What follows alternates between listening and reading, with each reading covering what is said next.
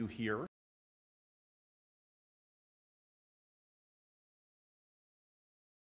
Distinguished guests, the Deputy Secretary of State of the United States, the Honorable Christopher Landau.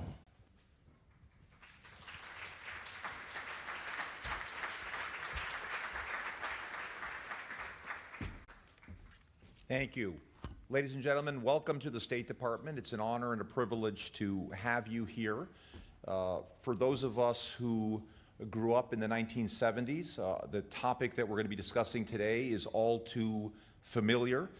From the Red Brigades and the Baader-Meinhof group in Europe to the Weather Underground here in the United States, to the Tupamaros and the Montoneros in South America. Many of our countries have familiarity in the past with political terrorism, and unfortunately we're seeing a resurgence of that again today. And so that is why we are gathered here to talk about this dangerous trend. Obviously, we know the good news is it can be defeated because it has been defeated, and we can defeat it again. But that's going to require some clear leadership, and it is my great privilege to underscore the host of today's conference and to introduce him. He's from one of the most dynamic cities in our country, Miami, Florida, where international relations just flows in the air because of so many different cultures are present there. He's someone who served in the United States Senate with great distinction for 14 years. And he now is the chief steward of policy for our great president, Donald J. Trump.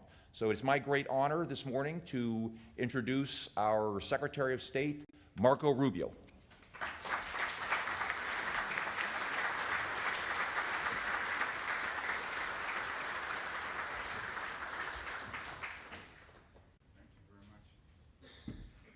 Thank you all. Thank you all for joining us here today. I'm very honored that this distinguished group of people that have traveled from around the world to be a part of this important conversation. We're grateful to you. I also want to thank members of the President's team and cabinet that are here today. Our FBI Director, Kash Patel, who's here with us. Thank you. Our Secretary of Education, Linda McMahon, has joined us as well. You'll hear shortly from Stephen Miller, the President's Deputy Chief of Staff and one of his top advisors on Homeland Security issues as well. And of course, our Secretary of Treasury, Scott Bessent, is here. But again, I want to thank all of you that are here today. I want to thank the whole team here at the State Department as well for putting this together. It truly is an unprecedented event on an unprecedented issue, moment, I should say, in our history. So let me start by saying that the most essential duty of the state, the first responsibility, frankly, of any government of any kind, is the protection of its people. The protection of its country. This is a sacred obligation that should transcend all political and all ideological divisions. It is why, for example, we have militaries. It's why we have intelligence agencies. It's why counterterrorism bureaus exist, why police forces exist. Keeping our people safe is the reason why every country represented here has all of these things. We are all very well acquainted, as of now, of course by now, with what has been described as traditional terrorist threats. For 25 years, the term counterterrorism, at least in the West, has meant first and foremost the fight against radical Islamist extremism. And there's a very poignant reason for that. On the 11th of September, in the year of 2001, 19 men murdered 3,000 people here in my country. Then that same enemy struck Europe, murdering nearly 200 commuters aboard trains in Madrid in 2004, and 52 more aboard London buses and the underground in the following year. The entire architecture of Western counterterrorism was rebuilt from the studs around the singular traumatic event. That made sense at the time.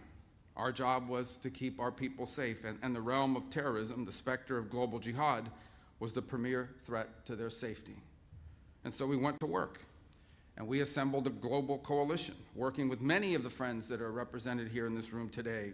And we destroyed the ISIS caliphate, we killed al-Baghdadi and al-Zawahiri and bin Laden, and we built intelligence and law enforcement systems capable of anticipating and stopping attacks before the public even hears about them. Every country represented here today has disrupted a terrorist threat at some point emanating from this source. Jihadist attacks and plots in the United States are down by 2/3 since ISIS's peak. the number of people killed by jihadist terrorism in Europe dropped by roughly 97% from the year 2015 to the year 2024. In other words, to a very great extent, our counterterrorism strategy has worked. The threat has not disappeared, of course. It will continue to exist, particularly so long as we tolerate immigration systems that imports these threats directly into our respective homelands. But this threat has been severely diminished. The world looks very different today because of it. For far too long, however, our counterterrorism doctrine has had a blind spot when it comes to extremist violence from the political left. Even today, the very idea that far-left terrorism could be a serious threat is treated as a right-wing fever dream, or worse, as a dangerous fascist conspiracy. It's treated this way by many in the press, by many in academia and our universities, and by many of our legacy institutions. You will no doubt see the dogma rear its head in the coverage of this very conference. In spite of the clear and the undeniable reality, in spite of the objective numbers and statistics, in spite of the fact that in this room today, there are representatives from across the political spectrum, we will hear that this kind of organized violence and terror will be dismissed. It will be dismissed as a partisan fiction. A whole industry grew up in our countries around the study of extremism. We have think tanks and fellowships and journals and consultancies with the unspoken understanding among them that the only kind of political violence that was a true threat to our system, that only one kind of political violence was a true threat to the system. A bomb planted by a neo-Nazi group was a nefarious and murderous act of evil. It is. But a bomb planted by a Marxist revolutionary, well, that's just merely a tragic excess of idealism. Perhaps its means were misplaced or overzealous, but its ends were virtuous and just. That's the implication of how they treat it. For years, this extraordinary ideological prejudice was embedded in the way we talked about political violence and extremism. It was repeated again and again until it was accepted as the neutral and objective baseline, so entrenched in the mainstream conventional wisdom that it came to be regarded as an apolitical fact. It is the reason why, here in my country, so many people in positions of power have repeatedly dismissed acts of violence and even terrorism as legitimate forms of political expression, so long as they served a left-wing cause.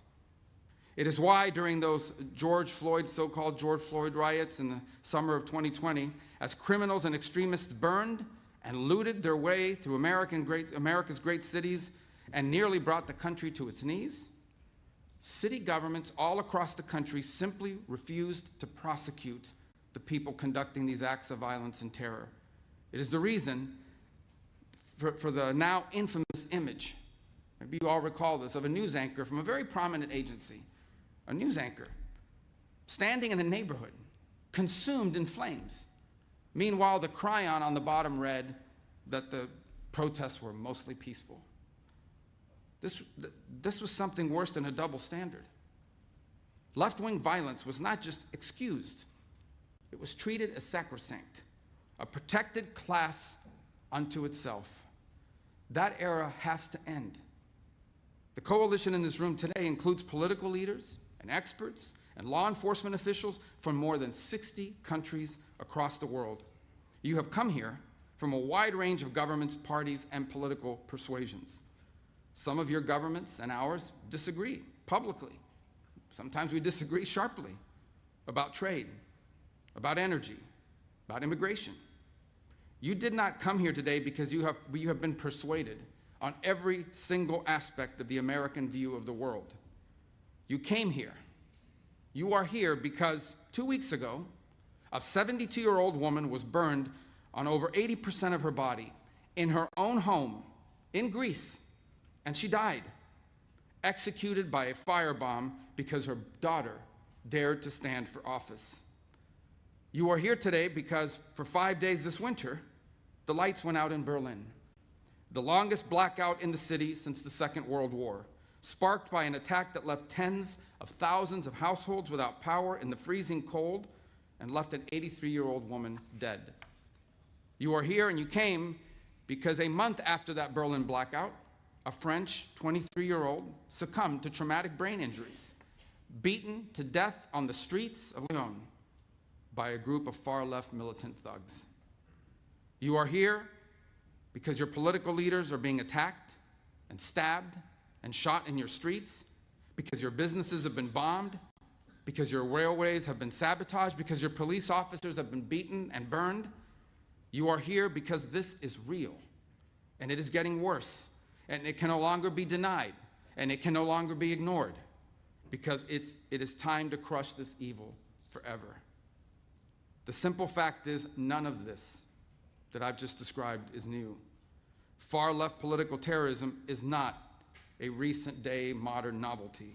It is not a fiction manufactured by conservative politicians. For most of the modern era, it was in fact the dominant form of political violence. Every one of our friends here from the nations of the Western Hemisphere remember the decades of kidnappings and bombings and assassinations and executions, the violent terror of the Tupamaros, of the Monteseros, of the FARC, of the ELN. You remember the inhuman savagery of Peru's Shining Path, the Maoist fanatics who massacred the peasant villages of Peru, hacking pregnant women and newborn infants to death with axes and machetes. You remember the tens of thousands of Marxist guerrillas trained to kill in Castro's terrorist camps. All of you here from Europe remember. You remember the machine gun massacres of Italy's Red Brigades, which held a 5-time prime minister captive for 55 days before subjecting him to a revolutionary so-called people's trial and executing him in 1978. You remember the Red Army faction's nearly 3-decade campaign of bombings, kidnappings, and assassinations in Germany, murdering dozens and injuring hundreds more. You remember the 17 November organization in Greece, the Marxist extremists that terrorized Athens for more than a quarter century, including, by the way, shooting my country's CIA station chief dead outside of his home, in front of his wife, as they were returning home from a Christmas party. And here in America, we remember. We remember the same reign of deadly terror, justified by the same slogans, motivated by the same wicked ideas. We remember the Weather Underground, which bombed the Pentagon, which bombed the State Department, and bombed the Capitol. We remember the Black Liberation Army, which staged armed robberies and executed police officers at point-blank range. We remember the Symbionese Liberation Army, which shot a public school superintendent to death with cyanide-packed hollow point bullets. In one 18-month period, between 1971 and 1972, the FBI counted some 2,500 bombings on American soil, a rate of nearly 5 a day. The overwhelming share of that violence came from left-wing extremists. Between 1970 and 1980, 93% of terrorist attacks in the West came from the far extremist left. These are numbers that would shock most Americans today because we've been taught to believe that this kind of political violence, it simply doesn't exist or it's being exaggerated. But it does exist, and we're actually underestimating it. And our nations bear the scars to prove it. And today we face a new wave of this old evil. Here in the United States, the share of left-wing terrorist attacks and plots has risen to levels not seen in decades. In Germany, far-left violence has jumped by more than 40% in just the last year alone. In Greece, more than 80% of radical violence is now driven by far-left and anarchist actors. These are not abstract statistics. Americans have seen what those numbers mean. An all-out assault on our immigration officers, sniper attacks, explosives, armed ambushes, a transgender shooter opening fire on Catholic elementary school students as they pray, his gun marked with slogans like, "Where is your God now?" A healthcare executive executed in cold blood in the streets. Multiple assassination attempts on a sitting president. and the murder of the greatest conservative activist of a generation, a man who happened to also be a husband and the father of 2 young children, shot and killed while speaking to a crowd of students. This is a distinctive and unique evil. It has always been driven by a hatred, above all else, a hatred for civilization itself. It is a revolt of the worst against the best, a revolt of the weak and the cowardly against the strong and the good. It is perpetrated by those who cannot build, who cannot create, who cannot achieve great things, and take their revenge upon the world for their own inadequacy by seeking to destroy those who can. This is what radical leftism is. It may wear various different slogans and ideologies across place and time. They can call themselves anti-capitalist or anti-imperialist or communist or anarchist or Marxist, but the fundamental character is always the same. It's always the same. It is a poisonous resentment cloaked in the language of equality and justice and liberation, an overwhelming need to tear down what greater men have built, to wreck what is beautiful and what is right on behalf of people who are only filled with ugliness and have nothing else to offer the world. Through violence and through terror, they once again seek to impose their ugliness on all of us. The old dogma was wrong. The old dogma was wrong. None of this is driven by idealism. It is not utopian. In fact, it is the opposite. One of the criticisms you sometimes hear of communism, for example, is that it sounds good in theory, but it never works in practice. That's actually not true. Communism does not sound good in theory. The world it envisions for all of us is small, flat, gray, leveled of all exception, drained of all that is good and noble in the human soul.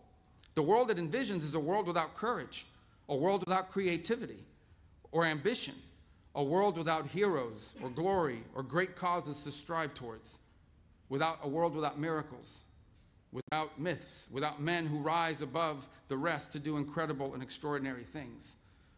And the world communism envisions is a world without God. For these architects of revolutionary violence, the towering achievement of our civilization, for them, it's an unbearable humiliation, a reminder of what they cannot do, and a reminder of what they cannot be. So they choose instead to destroy. They attack pipelines, they attack railroads, they attack power grids and laboratories, the physical embodied symbols of power and invention and achievement. This is the nature of the terrorism we face today. They despise the West because the West is great. This is an international conference because we are facing a transnational threat. These are not distinct and isolated cells. They are interconnected networks. They do not recognize our borders. They do not believe, in fact, in the nation state itself. They coordinate, they communicate, they travel, they train, and they act together, sharing the same infrastructure, sharing the same enemies, sharing the same mission. Antifa militants and their comrades travel from across Europe and to the Americas to participate in each other's attacks, to funnel propaganda and training materials and target information through shared encrypted channels, moving through underground networks of safe houses and finance, and sustain their operations through transnational funds. And they work alongside hostile foreign states that share their mission, like Iranian proxy networks, who are increasingly intimately tied to leftist militant groups around the world. The Cuban regime's sprawling intelligence and ideological network helped to build the far left in our country and in our hemisphere, and it remains inextricably linked to the far left groups and movements across and beyond the West. Today's far left terrorists can raise money in one country. They can host their communications in a second country. They can receive training in a third country. They can recruit militants in a fourth country, and then together strike a target in a fifth country. And so we have no choice but to confront this menace together. We will either cooperate across our borders, or the terrorists will continue to exploit the gaps between them. Under President Trump, for the first time, the United States is building the infrastructure, the partnership, and the strategy to defeat the scourge of far-left terror. The President signed National Security Presidential Memorandum Number 7, outlining a comprehensive strategy to investigate and disrupt Antifa terror networks and their allies. Last November, the State Department designated 4 violent far-left extremist groups as foreign terrorist organizations, and there will be more designations soon. In December, we announced Rewards for Justice, offering up to $10 million for information disrupting the financing behind these groups. In May, we convened the first counterterrorism law enforcement workshop, joining American law enforcement officials and their counterparts in our partner nations together to map and develop strategies for dismantling these networks. The next workshop will be co-hosted with our partners in Germany. The coalition we're building together is already bearing fruit. And we are here today to build on that work. We can and we must identify and map this threat and rebuild our counterterrorism architecture to defeat it, just as we have done together before. Now we must do it together again. Through intelligence and information sharing, through coordinated law enforcement strategy, through financial targeting and disruption, we will dismantle these networks brick by brick. It is time for the people of the civilized world to defend ourselves, to stand united against this encroaching darkness and fight for what is ours. It is easy to destroy great things. It is far more difficult to make them. The enemies of civilization are only capable of the former. They are only capable of destroying great things. All they know is destruction. But we have built great things together. We have done it time and again. We know what we must do, and now we must do it. Thank you for coming today.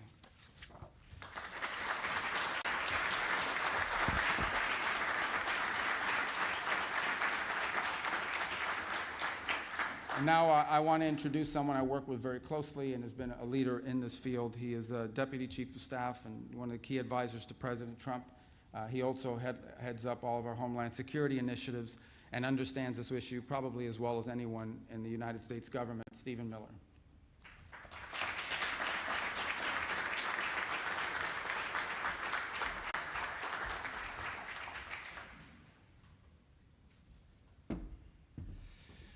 Good morning, distinguished leaders and guests. It's good to see so many familiar faces.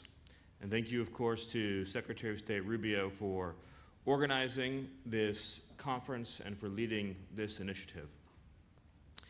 Here in the United States, we have taken the necessary and essential action of formally recognizing left-wing violence as a form of political terrorism that is a direct threat to our national security and the survival of our Republican form of government. President Trump issued a directive, in our parlance, it's called a National Security Presidential Memorandum, or NSPM, NSPM 7 to be exact, that directs for the first time in American history all of our law enforcement and intelligence agencies to work together to disrupt, identify, defund, debank, arrest, and prosecute these political terrorists that are operating in our country. It's very important to understand that left-wing political terrorism seeks as its ultimate end the overthrow of our system and form of government. And we've seen this has taken place many times in many places throughout the years, and Secretary Rubio has provided you many examples. Left-wing terrorism always ends in bloodshed, misery, and suffering. It only can travel in one direction. There's no point at which the left-wing terrorist is satisfied with his gains and ceases progressing. Inevitably, left to run its course, it always becomes a gulag. It always becomes the mass imprisonment of political enemies, the stripping of their rights and freedoms, inflicting immense pain, humiliation, suffering, in order to establish complete and total control. Control through psychological and physical and actual terror. And we have to understand that that is the scope and the extent of the threat that we face. And as Secretary Ruby also pointed out, this is an international network. Antifa, as an example, operates in dozens of countries all throughout the world. They share common networks of funding, and organization, and information sharing. And so all of our intelligence agencies and law enforcement entities should be collaborating and coordinating and working together in order to root out these organizations. One of the hallmarks of left-wing violence and terrorism is its completely pretextual and disingenuous appeal to civil liberties in an effort to shield its own violence. This is the tactic that the left always uses to try to protect itself from facing criminal punishment. It is essential that we are wise enough and strong enough to understand that these appeals must fall on deaf ears. When the leftist, who does not believe in freedom, who does not believe in civil rights, who does not believe in any ordered notion of justice, protests that we are violating his rights, understand that he is lying to try to persuade people who are not closely following the political scene that some injustice has been perpetrated against him. We must stay the course and be completely unflinching in the pursuit of justice against these enemies of civilization. If the left is allowed to use the real or actual threat of violence to destabilize our institutions, then those institutions cannot and will not succeed. So here in the United States, for example, we saw in the recent past clear threats of violence against our Supreme Court to try to shape how they rule on upcoming decisions. The leftist does this with the full desire, intent, and understanding that the threat of violence against a public figure or their family is meant to cow them into behaving or acting or conducting themselves differently.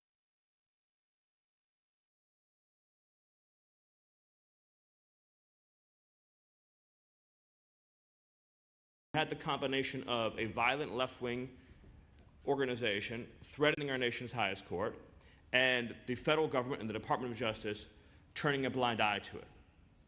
Those are the conditions in which this kind of violence can fester as a cancer and ultimately destroy a society. Nothing that we do works if the threat of violence and terror goes on unchecked. Our political systems don't work, our judicial systems don't work, our legal systems don't work, our jury trials don't work. And at the same time, we have to understand there's a real threat that those who are not themselves terrorists, but who support left-wing violence, will create the conditions that allow that violence to go on without any meaningful inhibition. So, to be specific, we've seen in some of our nation's cities in America, like Washington, D.C. and New York City, something, again, it's an American term, but it's known as jury nullification. This is when a person is obviously guilty of a crime, but the juror, because they're ideologically sympathetic to the perpetrator, will not sentence them to the crime which they've obviously committed. We've seen in the United States, again and again, individuals who are part of left-wing organizations who've committed assaults against ICE officers or federal law enforcement who've been brought to court where clear evidence has been presented against them that the jury has refused to convict for purely political reasons. When you've reached that point, it demonstrates how deeply the cancer has begun to infest your society, where people have created an internal rationalization structure to justify unsanctioned violence against the state and state actors to achieve a political end. We have to use every lawful and legitimate tool that we have to demonstrate that justice will be served and delivered, and to prove that these kinds of tactics and techniques will ultimately fail. If the leftist learns and observes that their violence and criminal activity helps and ultimately succeeds in achieving their desired political end, they will be endlessly emboldened. Here in the United States, we've seen a growing and deeply alarming increase in attempted assassinations against public figures. Most notably, of course, the multiple assassination attempts against President Trump, the successful assassination attempt against Charlie Kirk, many others. This is a fatal cancer to civilization. And the greatest risk that we have is that our institutions have grown too soft and too cowardly to be able to defend themselves against a mortal threat. If your civilization is your home, you must defend it with the same passion and force as if an enemy intruder is inside your own house where your family lives. That is the level of dedication and urgency that is required. And the greatest threat is that even though there are far more of us, there are far more people who believe in order and civilization and liberty and the rule of law, is that if we are softer than those who seek to end us, then the smaller but more radical minority will succeed. It is easy to dismiss what I'm saying and to say, surely it cannot be that bad, it cannot be that dire. But again, I point to the examples in our own country where, for example, our Immigration and Customs Enforcement, which has been duly statutory authorized to carry out routine enforcements of immigration law, has been subjected to an over 8,000% increase in violent assaults. These are not one-off episodes. This is repeat, systemic, organized, funded insurrection and armed resistance against the federal government. There was a sniper from a sniper's nest who, using an assault rifle, tried to shoot ICE officers in Dallas, Texas. These are the episodes that we're talking about, where we have had repeated, direct, violent attacks on federal law enforcement in order to veto the ballot box with violence. And the leftist justifies this violence to himself by saying that they alone are the arbiters of what is right or wrong. Not the law, not history, not civilization, not public opinion, certainly not God. The leftist assumes for himself judge, jury, executioner. But let's not pretend for a moment that these radical leftists, these terrorists, are operating from a place of sincere political conviction. Sure, there are plenty of useful idiots that they use who may believe these discredited ideologies. The leftist is fundamentally motivated by envy, by hatred, by jealousy. The leftist looks at what is beautiful and what is good and what is natural and is filled with envy and hatred. The leftist looks at a perfect family with the perfect life and a perfect job and perfect kids that goes to church every Sunday and is filled with a feeling of inadequacy and jealousy, and they covet, and they turn those emotions ultimately into a desire to subjugate, to oppress, and to inflict pain and suffering. It's not a coincidence that when you look at these violent Antifa demonstrations, you see any photograph of those who were assembled. To be blunt, not one of the people that is demonstrating looks like a normal person. Not one looks normal. They're all deformed in some way in their appearance, in their dress, in their mannerism. Why is that? Why, if you look at two photographs and you see a normal American street, you see an Antifa protest, why do the people that are violently demonstrating, why is there not one normal-looking person among them?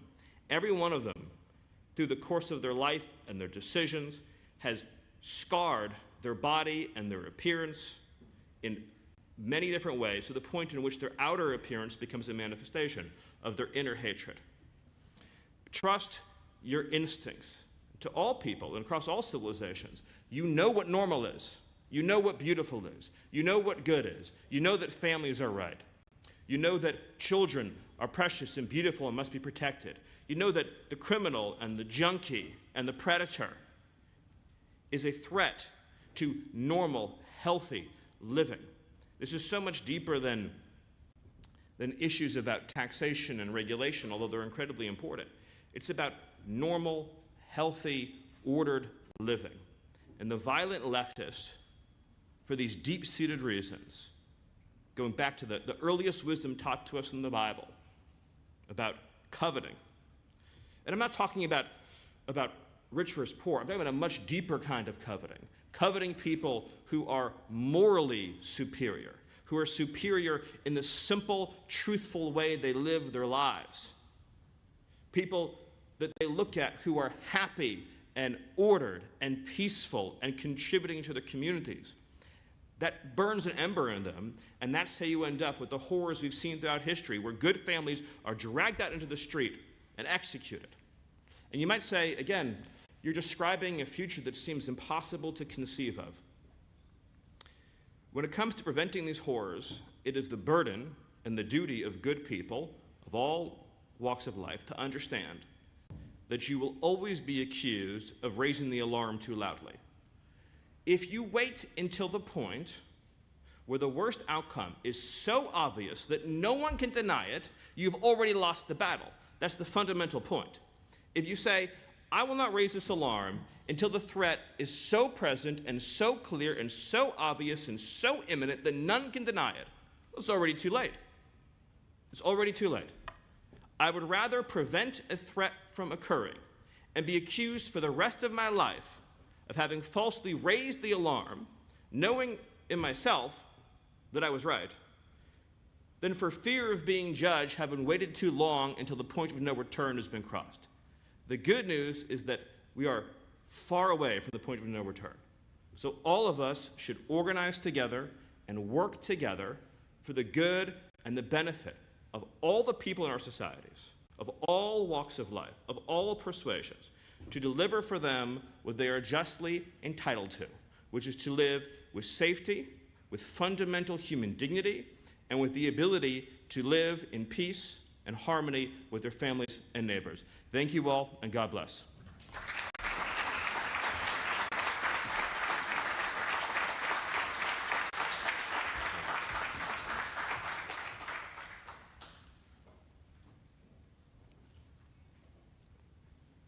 Your Excellencies and distinguished guests, United States Secretary of the Treasury, the Honorable Scott Bessent.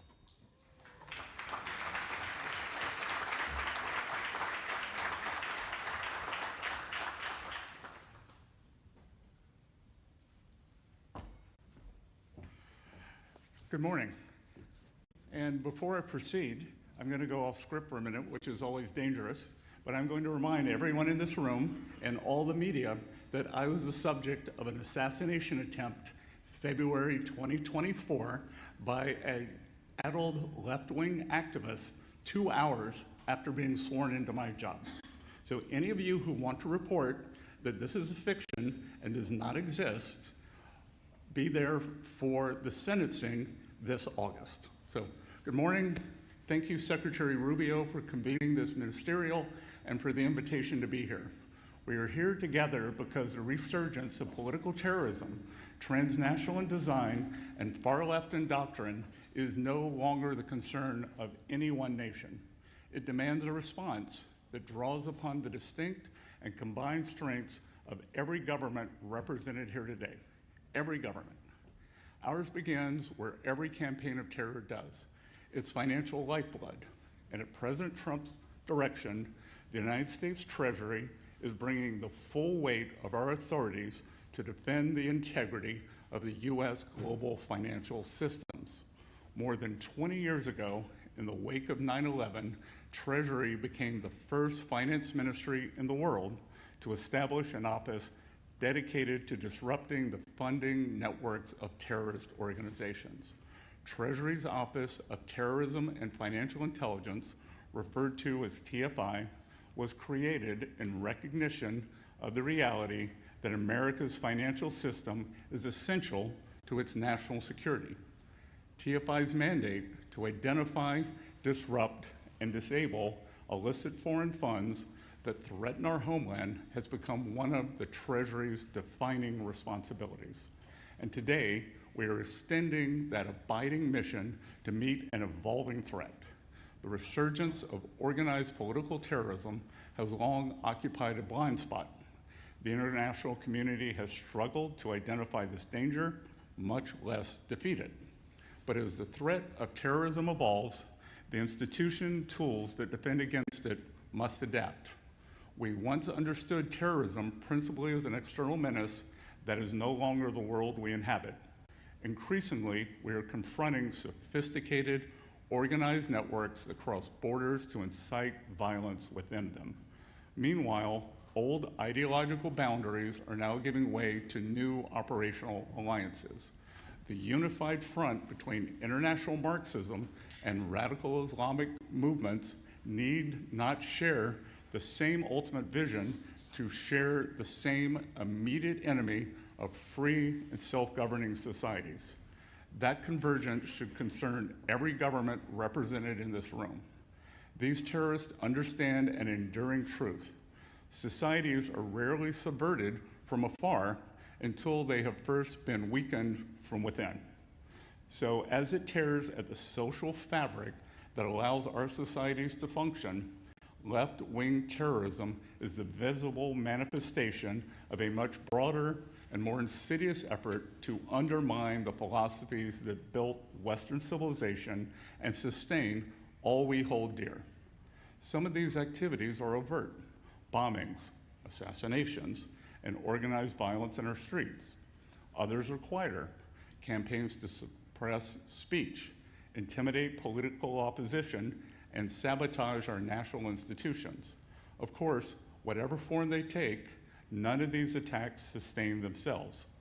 Violence requires money, channels through which funding can move, and institutions behind which it can hide. Increasingly, legitimate nonprofit and charitable structures are being exploited as a mechanism to conceal the movement of illicit funds to support political terrorism. For Treasury, the application of our authorities to combat these networks represents the natural evolution of our mission. Through our Office of Foreign Assets Control, the Financial Crimes Enforcement Network, and IRSCI, we have spent decades developing the world's most sophisticated financial counterterrorism capabilities. And now we are mobilizing some of the same tools that we have deployed against terrorists abroad to confront this emerging threat here at home. Like every form of illicit finance, these networks rely on the global financial system. It is our mandate to deny terrorist groups access to those channels. Now, we think of nonprofits and charities as good, altruistic organizations, and most of them are. We think they represent the very best of civil society. Many of them do. But the very qualities that make these institutions worthy of the public's trust can also make them appealing to those who endeavor to exploit them. At President Trump's direction, Treasury is expanding its efforts to identify organizations that abuse charitable and nonprofit structures as vehicles for illicit finance. We are examining where tax-exempt status has been exploited, where charitable entities have become financial conduits for foreign influence activity, and how those entrusted with stewardship of these organizations have instead enabled violence. Where the evidence leads, we will not hesitate to follow. And of course, we will hold these organizations, officers, directors accountable. And just as financial institutions must know their clients, they must know their grantees. That work is well underway. In the fall, the United States designated 4 far-left Antifa extremist groups abroad as foreign terrorist organizations, denying them access to the U.S. financial system and depriving them of resources they need to carry out attacks. Meanwhile, in this administration alone, OFAC has also sanctioned 17 sham charities and nonprofit organizations for funding Hamas's terrorist activities and operations. As Treasury continues to map and disrupt the flow of funding that enables these entities to operate, no terror organization should delude itself into the belief that its financing lies beyond our reach. No facilitator should assume that anonymity confers impunity, and no jurisdiction should expect to enable or harbor these activities without consequence.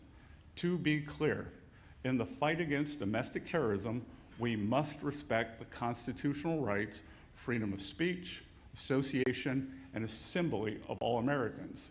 As such, it is important to emphasize that Treasury will act based on suspected unlawful conduct by these terror organizations, not because of their beliefs or ideologies.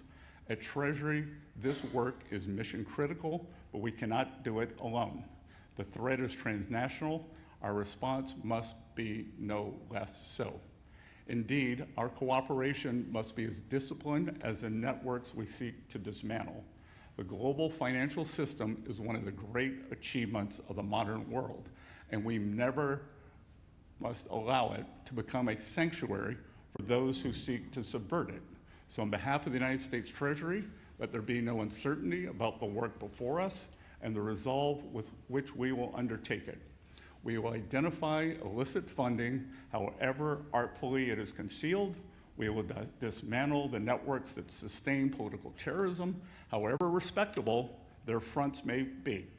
We will pursue those who enable political violence, however distant their jurisdictions, and we will deepen our collaboration with every nation represented in this room for as long as this work requires. This is our commitment, and we ask that you make yours too. Secretary Rubio, thank you again for convening us here this morning. Let us work together to translate the spirit of this ministerial into a commitment that endures well beyond it.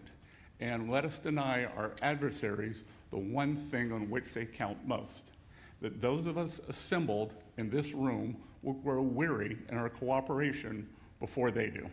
Thank you all for being here today, and the U.S. Treasury looks forward to working with you. Thank you.